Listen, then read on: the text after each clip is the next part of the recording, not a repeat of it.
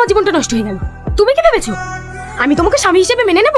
কখনো না, কোনো দিনও না। তুমি আমাকে ভুলবা। তুমি কি ভেবেছো এই বিয়ে আমি নিজের ইচ্ছা করেছি?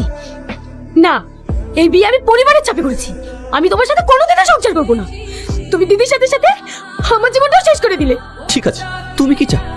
মুক্তি, মুক্তি চাই। এই নাও ডিভোর্স পেপার। ঠিক আছে, আমি তোমায় মুক্ত করে দিচ্ছি। এক মিনিট, তুমি এভাবে ডিভোর্স করে দিলে তো আব্বা মা আমাকে দোষী ভাববে। এভাবে নয়। বেশ, ঠিক আছে, একদিন আমি সব ভুল নিজের ঘাড়ে নিয়ে তোমাকে আমি মুক্ত করে দেব।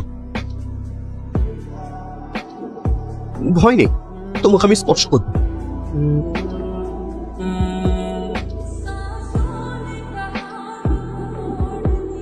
যাই বলো, এতদিন পর আবার এই সংসারটা পরিপূর্ণ হয়ে উঠেছে।